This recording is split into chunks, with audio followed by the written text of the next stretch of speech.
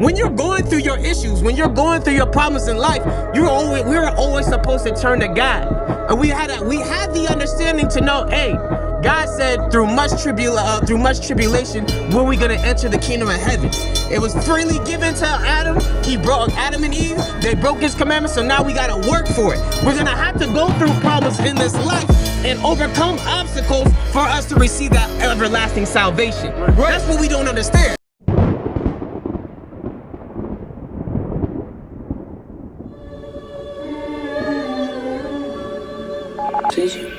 Lord, can you save my soul? Cause the world's so cold and I don't wanna fold. This life getting old, and I need your help, pick me off the floor. This life getting old, and I need your help, pick me off the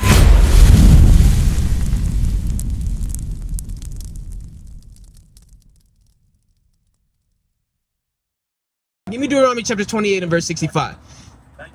We go through what we go through, the stresses and the problems in the society, and we're not taught how to actually deal with it going to the scriptures. We don't know that what we dealing with is the curses of God. We disconnect with God and we experience the sufferings, the curses of God. Right? Read that. Deuteronomy 28 verse 65. Read that. The book of Deuteronomy, chapter 28 and verse 65. And among these nations shalt thou find no ease. Why do our brothers and sisters turn to drugs or alcohol? What's the main reason? Because they dealing with what? I'm sorry. Why do our brothers and our sisters, for you, right? I ask you an example. Why did you turn to substances? Because of what? Because I was disconnected from the Most High. Like I fell off. But what I'm asking is, what caused that? Like, what were you experiencing to cause you to go into that? It was a lot. Stress, just life was lifing. Okay. All at once. Okay. And just overload. Okay. To handle it. I mean, I probably could, the tools were in front of me. Mm-hmm. I look at it as something I had to go through to get where I'm at. Okay. Where I'm going. I used to fight for a long time to get back to the Melinda that I used to be. When I used to show up to work, I'd be driving to work crying, not knowing what it was. Mm-hmm. Get out the car and be on stage. All right, y'all, let's go. I used to teach cosmetology. I was a home health aide for 20 years, stylist for 20 years, and I taught cosmetology for like 10 years. Mm-hmm. And, I had to be on stage. I had to be on go. But see, I didn't know what I was going through had a name. I mean, I don't believe in all that now. Like, I don't know I'm doing this with no medication. Mm-hmm. So, like, mentally, you were going through... But mentally, I had a breakdown, and needed some tools. Actually, I did okay, but I was missing that recovery part because that's what I would turn to because that's what I knew, And when I got into recovery, when I say recovery, a 12-step program, which is a spiritual program, that's what led me back to where I needed to be. Okay. So in that, it was like, okay, I had to go through that to get to where I'm at because I wasn't hearing it any old kind of way. So you said this. What do you mean by the spiritual program? Like, so they say it's a spiritual, not religious program. Okay. The fellowship that I go through, the 12-step program that I connect with. Okay.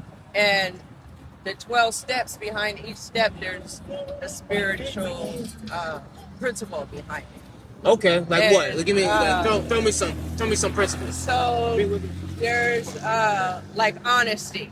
Okay, they honesty. teach you to get honest. How because some people don't know God or the Most High when they come into this thing. Okay. They tell you the doorknob, but one thing I learned: don't do the doorknob because it'll turn on you. They say get a God of your understanding. Mm-hmm. Now, mind you, people come from different walks of life. Yeah. Whatever. Mm-hmm. But going into it, I knew where I left off studying, right, or stepping into the truth, and so I understood going into this who God was. Okay. And I know was always there, even when I was doing drugs or not. You know what I mean? It was always there, but it's up to me to reach out. I don't know, make that connection, surrender. I'm gonna surrender is the big word. I'm gonna show you something, right? Because what it sounded like the spirit, what you're saying, like the spiritual thing is like, it talks about like what you said, honesty, like your morals and different, like some of the things, like you said, honesty, being truthful. Let every man be truthful one another. That's in the scriptures, right? I'm gonna show you something. Read that. This is the recovery that we as a nation need, right? This is what we need. Wisdom of Solomon, chapter 16 and verse 12. For it was neither herb or mollifying plaster that restored them to health. Okay. But thy word, O Lord, which healeth all things. So you hear what that said, right? Us following after God, the creator of everything, he said his word, following and applying the things that are written here, is going to heal all things. Like being honest.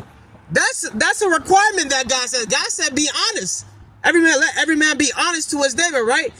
Now the guidance, I don't know. Like you say you were with, the organization that you're with. I don't know how they guided, or if you even asked them for the guidance or the scriptures to help you overcome what you were going through. Because you said that it's not like church or like it's just well, for me, speak I statements, right?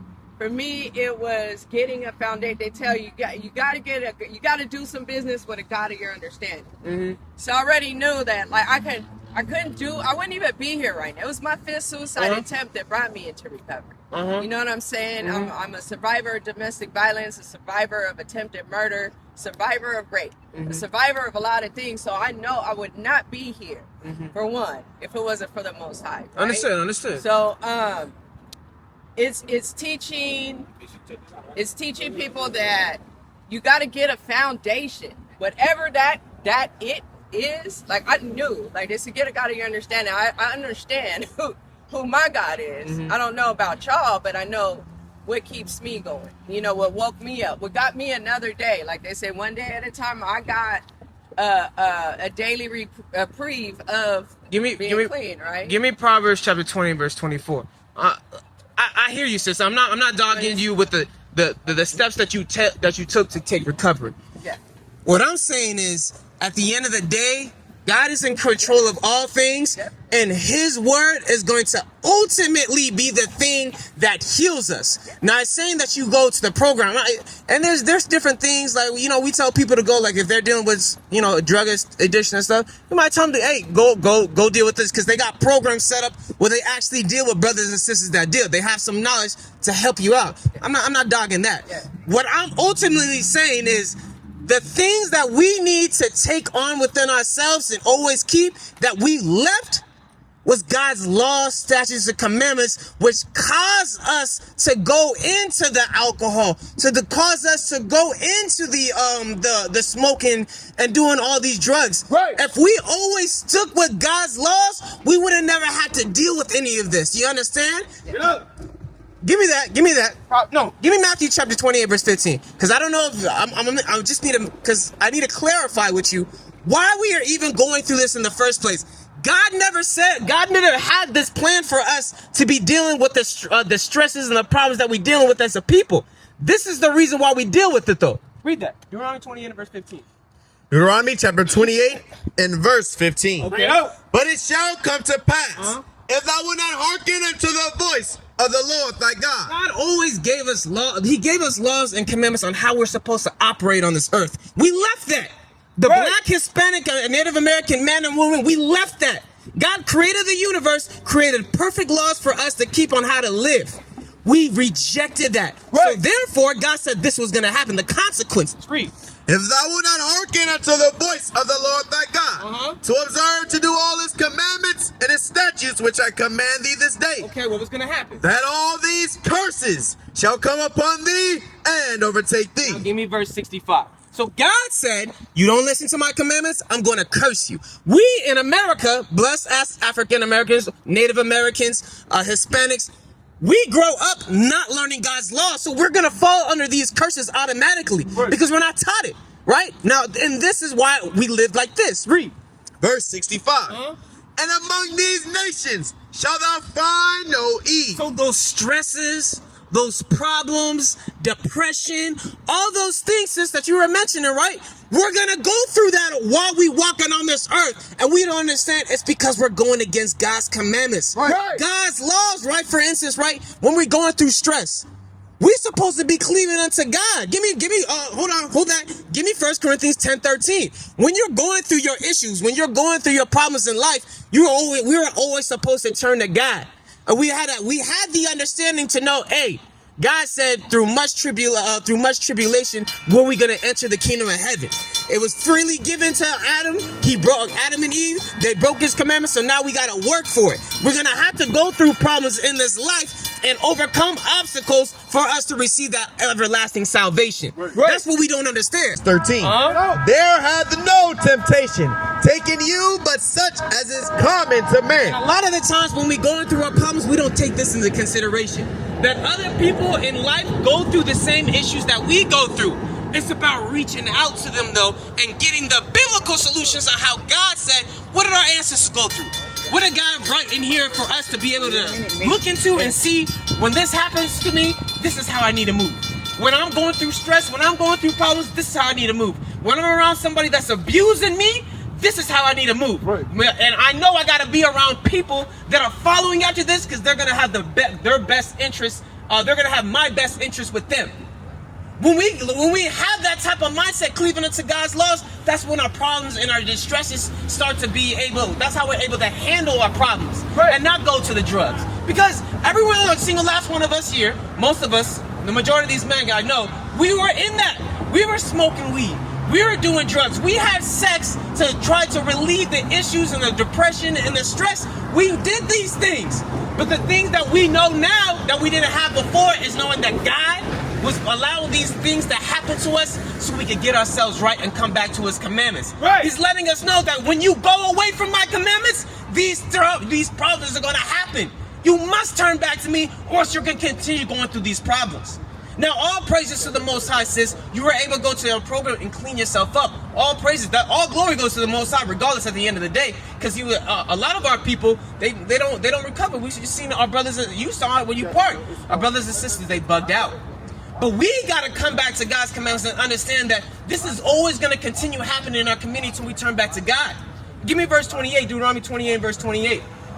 Right? Read that. Deuteronomy chapter 28, verse 28. Deuteronomy chapter 28 and verse 28. The Lord shall smite thee with madness and blindness and astonishment of heart. Our people are smitten with madness. God's allowing our people to be smitten with madness out here, and it's only getting worse because instead of them turning back to God and his word, we go and we do other things. We go and find substances. We go and find someone that's probably not good in our life, but they make us feel good, so we stick around them even though they're a bad influence on our life. Right.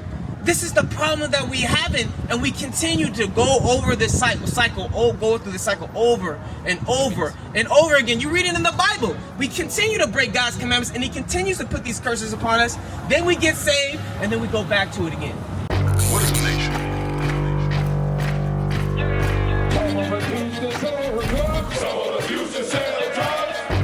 Nation is men leading by example.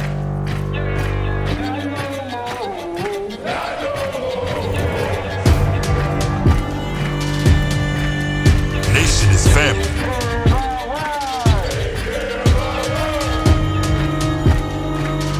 Nation is community. Nation is children with role models.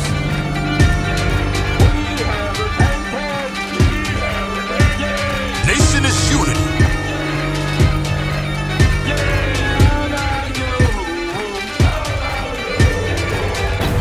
Nation is you. And finally, my brethren, be strong in the Lord.